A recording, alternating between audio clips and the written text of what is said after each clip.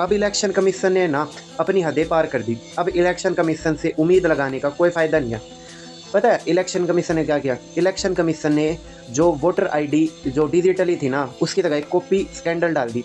मतलब कि अब उसके अंदर हम अगर किसी को चेक करनी है ना फेक आईडी, तो उसको एक एक चेक करनी पड़ेगी। मतलब लाखों होंगी और उनको एक एक को चेक करना पड़ेगा। डिजिटली होती तो हम एक बार में चेक कर सकते थे, लेकिन इलेक्शन कमीशन ने वो चीज़ हटा दी। और इलेक्शन कमीशन तो ये तक कह रहा है कि 45 दिन के बाद, इलेक्शन के बाद जो फोटेज है वो डिस्ट्रॉय कर दो। मैं ये क्या बात हुई? मैं सबूत तो ही मिटा रहे हैं।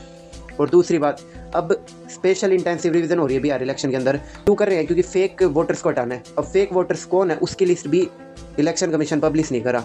अब देश की उम्मीद सुप्रीम कोर्ट के ऊपर है। इलेक्शन कमीशन ने तो हाथ ऊपर कर दिए और अब ऐसा दिख रहा है इलेक्शन कमीशन बिक चुका है। राहुल गांधी से एफिडेविट मांग रहे, ओथ लेने को कह रहे। अरे सबूत दिखा दिए अगले ने, और जो सबूत पूरा मीडिया चिल्ला चिल्ला के कह रहा है कि सही है सही है सही है सबूत।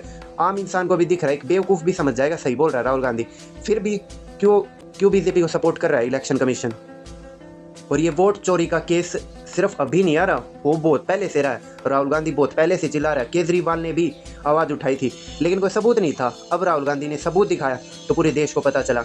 और अभी तो सिर्फ एक कॉन्स्टिट्यूएंसी के ऊपर सच बताया। अगर सबको चेक करा जाए तो क्या पता बीजेपी अपने दम पे जीतती नहीं हो। तो पूरा देश एक साथ आओ और एक साथ आके लड़ो इस चीज़ के खिलाफ। और अगर सुप्रीम कोर्ट भी कुछ ना करे ना, सुप्रीम कोर्ट चाहे तो कर सकता है सुओ मोटो करके, लेकिन अगर सुप्रीम कोर्ट भी कुछ ना करे ना, तो ये समझ लेना कि हमारे देश को डिक्टेटरशिप की तरफ ले जाया जा रहा है। और ये चीज़ कोई भी हिंदुस्तानी बर्दाश्त नहीं कर सकता।